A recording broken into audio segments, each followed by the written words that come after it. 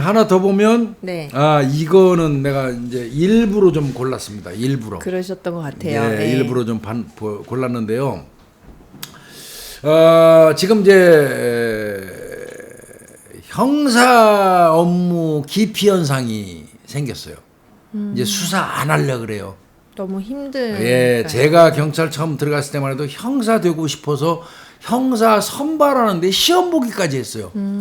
그런데 지금은 똑같이 월급 받으면서 왜 그렇게 집에 늦게 들어가고 위험한 일을 안 하겠다 하는 게 젊은 사람들 사이에 많이 퍼졌어요. 그렇죠. 역시 이제 경찰에 들어온 젊은이들도 사고방식이 그렇게 바뀌는 것 같아요. 그러다 보니까 지금 형사 업무를 서로 기피해서 형사 한 사람을 뽑으려면 이제 사실 사정해야 되는 입장이 돼버렸어요. 그러다 보니까 경찰청에서 이 기피 현상을 좀 막아보는 대안이 뭐가 있을까 하고 연구했다는 게 나왔는데 네. 이제 이거 같습니다. 똑같이 월급 받고 저녁에 늦게 들어가고 업무가 너무 많아서 스트레스 받는 거 플러스 또 네. 하나 뭐가 있냐면 형사들이 취급하는 현장에 나가서 보는 잔인한 시신 같은 거 그렇죠. 이런 모습 등이 트라우마로 작용되기 때문에 자꾸 피하는 거 아니냐. 네. 그렇다면 네. 잔인한 사건 변사 현장에 출동하는 경찰관들한테 출동 수당을 좀 주자. 그래서 변사 사건 한 건당 수당을 15,000원 정도를 달라. 네. 이거를 이제 경찰청에서 만들어 가지고 변사 사건 수당을 만드는 거예요. 쉽게 얘기해서. 네네. 이걸 만들어서 인사혁신처에다가 요청을 했고. 지금 이제 요청한 상태라는 그렇죠. 거죠. 네. 인사혁신처에서 오케이 하면 이게 이제 또 재경부가 예산 처리하는 대로 올라가서 이게 처리가 되거든요. 네. 이제 인사혁신처에 일단 요청했다 이렇게 된 거예요. 그래서 이게 2020년도에도 한번 제안했다가 누락된 적이 있어요. 안 된 적이 있는데 또 이게 올렸다 하는 건데 요거는 제가 볼 때 만만치는 않을 것 같습니다. 예산이 따르는 문제잖아요. 예산이. 그렇죠. 예산이 편성돼야지. 추가 네. 편성이 돼야 되니까 가능하려면. 그 경찰청에서는 그런 얘기하죠. 변사사건 처리 자체가 업무 난이도도 높고, 네. 그다음에 사실 시신 썩은 데 옆에 가 사람 있으면 감염될 확률이 많아요. 그렇죠. 감염. 이 얘기를 해야 되나?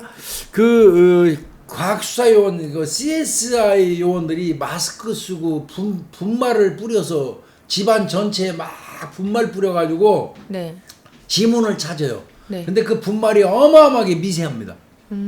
그래서 그게 마스크를 써도 이 안으로 흡입돼가지고 결핵을 앓는 아이고. 과수 요원들이 상당히 많았었어요. 제가 얼마 전까지도 근무했던 경찰서에 과학수사팀장 같은 경우도 폐병이 와가지고 아유. 폐질환이 와가지고 휴직도 했었고요. 네. 그런 사람을 제 눈으로 32년 동안 꽤 많이 봤어요. 그래서 이 분말가루 뿌리는 거를 너무 회피하고 이런 경우도 있었거든요. 네. 그런 것처럼 이제 이 업무 난이도도 높고 감염 위험성도 있고, 네. 그 다음에 트라우마. 그렇죠. 그 잔인한 시신 보고 잔인하게. 오면 이제 며칠 동안 눈 속에서 아른아른하고 눈 감으면 막 머릿속에 떠오르고 그래요. 막 잔인하게 죽어 있는 거. 제가 전에 얘기했잖아요. 뭐 그 나무에 매달려 가지고 시신이 매달려 있는데 혀가 사람마다 달라요. 혀가 여기까지 내려온 사람 봤어요. 아유.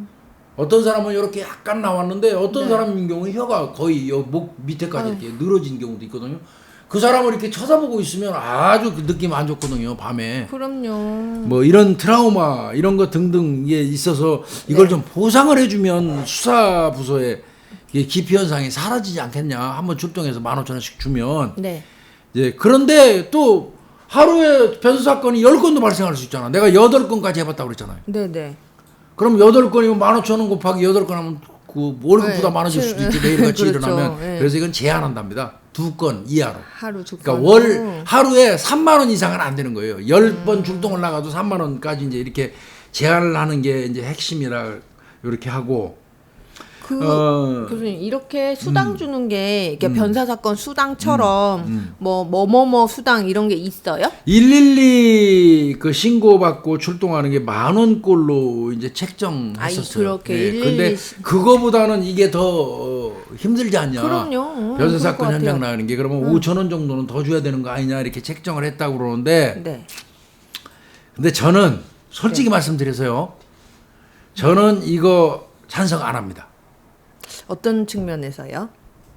이걸 돈으로 해소하려고 그러면 안 돼요. 차라리요. 자, 원래 잔인한 저 살인 사건 현장 그 시신이 있는 현장에 갔다 오면 트라우마 있어가지고 네.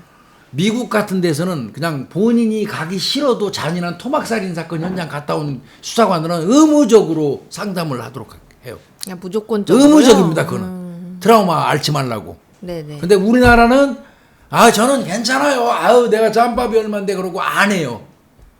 그러면 그냥 뭐 의무적으로 아니니까 좋아요. 안 네. 하는 사람 빼요. 그런데 그 이유가 꼭 그런 건 아니에요. 그럴 수 아니라고 하는 이유가 뭐냐면 트라우마 센터 가지고 정신 심리 치료를 받고 오면 동료들이 제 약간 이거 아니야? 조금 문제 있는 거 아니야? 그리고 또 되게 약한 사람, 약한 뭐 사람. 이렇게 그런 약한 느낌이죠. 사람으로 인식하고 저게 무슨 형사를 한다고 저런 저까지 걸 보고 뭐 그런 아니면 인식. 저 좀 심리적으로 제가 좀 이상이 있는 거 아니야? 맞아요. 이런 저 의식들이 주변에 팽배해 버리면 인사고과 처리되면 이왕이면 안 하려고 그러죠. 그 사람을 잘 안 좋은 쓰려고 점수 그러죠. 안 주죠. 그러면 인사상 불이익 처분을 받을 수가 있어요. 그게 두려워서 본인은 정말 심리치료 받고 싶고 뭐 이런데도 안 간단 말이에요. 그래서 이렇게 15,000원 주는 것도 뭐 저는 나쁘지는 않다고 생각이 되는데 이게 이제 경제적으로 예산이 뒷받침 된다면 주는 것도 좋다고 봐요. 근데 요거보다 더 중요한 게 있다는 예, 말씀이시죠. 일단은 잔인한 사건 현장, 특히 토막살인 사건 현장이라든지 네. 이런 데 현장에 출동했던 경찰들은 이후 열을 막론하고 의무적으로 심리상담 치료를 받도록 그렇게 해버리면 일반화돼 버리니까 맞아요. 특별히 그 사람이 저 인사고과에서 뭐, 불이익 처분 받을 거 두려워하지 않을 수도 있잖아요. 그럴 수 있죠. 저는 이제 그런 생각이 좀 들기는 들어요. 그런데 뭐 예산이 충족이 된다면 그러면 해주면 좋겠죠. 해주면 뭐 나쁘지 않겠지만 그리고 이제 어차피 지금 수사 경찰이 대한민국에 2만 명이에요. 10만, 15만, 12만 경찰 중에서 네. 수사에 종사하는 경찰은 2만 명 남짓입니다. 검사 숫자하고 비슷해요. 검사는 2천 명이죠. 2천 명인데 수사 경찰은 한 2만 명 정도에 불과해요. 근데 검사 숫자가 2천 명이죠. 또 검찰 수사관 치면 더 많긴 하죠. 검찰도. 그렇죠. 예. 근데 이제 어찌됐건 이후 열을 막느라고 이제 뭐 국회를 통과해가지고 조만간 이제 수사는 경찰이 맡아서 한다 그러면 그 수사를 맡아서 하는 인력을 늘려줘야 되겠죠. 이제는.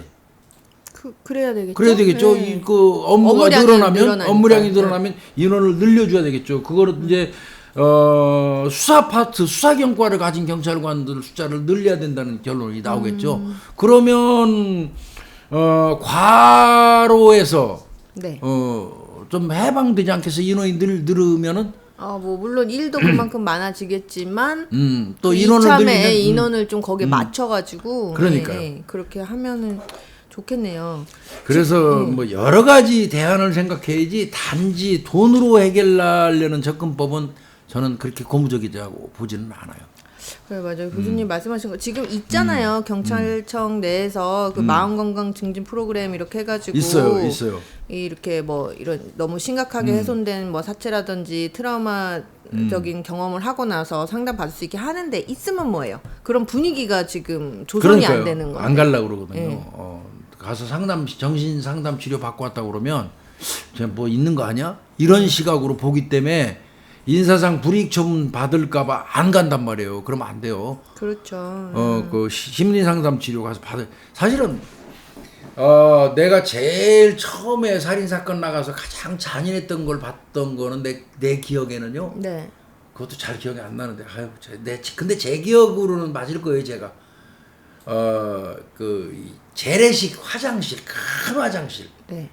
군부대에서 야외 훈련장에다 만들어 놓은 재래식 화장실에 여고생이 빠져서 사망했던 사건이 있었어요. 여고생 거기 왜 근데 갔을까? 살인 사건이었지만 결국은. 예. 그래서 그 시신을 건져 올려가지고 이렇게 드는데 살점이 손에 묻어 나와요. 너무 다 이렇게 오래 헤어져가지고 만지지도 못하게. 그 시신이 나는 가장 평생 동안 그 머릿속에서 없어지질 않거든요. 머리도 듬성듬성 막 이렇게 빠져가지고 떨어져 나가가지고 그때 밥을 며칠 동안 못 먹었고요. 눈을 감으면 계속 그게 눈에 아른거려갖고 고통 받았거든요. 근데 결국은 시일이 가면서 내가 치료가 됐지만 네. 사실 이렇게 상담 치료센터가 있으면 가가지고 상담 받으면서 빨리 해소시킬 수 있었잖아요. 그럴 수 있죠. 그런 거는 내가 볼 때 의무화 시켰으면 좋겠어요. 그런 건 좋을 것 같아요. 이게 마련해 놓으면 뭐 하냐고요. 그러니까요. 선뜻 가기가 그 진입 장벽이 어려우면 그걸 좀 해소시켜주는 방안, 좀 말씀하신 것처럼 그냥 누구나 다 할 수 있게끔 의무적으로. 예. 그렇게 했으면 좋겠어요. 그죠? 요즘에는 어떤 다친 거의 진단이 2주 났다면 내가 이 다친 거로 인해서 마음의 고통을 받아갖고 심리 치료 받는데 3주가 걸렸다 그러면 3주짜리를 쳐주거든요. 예전에는 다친 것만 가지고 진단서 끊어줬어요. 신체적인 근데 이제는 안 그래요. 내가 그 다친 것 때문에 그 이후로 그 후유증 때문에 내가 정신과 치료를 며칠 가서 받았다. 일주일 이상을 더 받았다 그러면 많은 쪽에 상해 진단서를 끊어주고 인정되는 맞아요. 추세거든요. 그렇다면 상담 관련된 거는 많이 생각해봐야죠. 그래서 PTSD 같은 거. 우리 홍 교수가 잘 알겠지만 홍 박사는 잘 알겠지만 PTSD 외상 후 스트레스 증후군 같은 것도 엄밀히 얘기하면 월남전 참전용사들이 미국 맞아요. 내에서 월남전이 끝나고 왔는데 사고 치는 사람들 유형을 추려가지고 출신 성분을 따져보니까 월남전 참전용사가 압도적으로 많은 거예요. 맞아요. 사회에 적응 못하고. 그럼 왜 이 사람들이 이렇게 적응 못하고 사고를 칠까 하고 연구한 게 PTSD예요. 그래서 외상 후 스트레스 증후군을 어떤 진단명으로 쳐주기 시작한 게 미국이거든요, 최초로. 맞아요. 그게 이제 우리나라로 들어온 거니까요. 그래서 PTSD에 앓고 있는 경찰관들 엄청 많을 거예요. 많을 것 같아요. 지금 생각해보면 자극 자체가 그렇게 아주 강렬하고 굉장히 부정적인 자극이잖아요. 맞아요. 그거를 뭐 괜찮을 리가 없죠. 그래서 그런 쪽에 치료가 사실 제일 우선이에요. 그렇죠. 네, 치료가 우선이죠. 뭐 예산이 조금 풍부해져서 또 국민들 절대 다수가 동의해서 그래 니네 잔인한 현장 나갖고 그거 보는 거 너무 역겹고 힘들겠다. 야 금전적으로라도 국민들이 조금 주자. 이게 국민적 합의가 이루어지고 이런다면 뭐 수당 받는 거 저는 개인적으로 좋다고 생각 들지만 그 이전에 해야 될 건 1번은 의무적으로 흉악한 잔인한 현장 같다면 의무적으로 상담하게 만들어서 인사상 불이익 처분에 대한 두려움 없게 만들어줘. 그 판을 깔아주는 게 저는 더 중요하다고. 맞아요. 예. 그리고 뭐 요 정도 해서 오늘 이슈 한 몇 곡지 해봤습니다. 네. 오늘 고생했어요. 감사합니다. 네.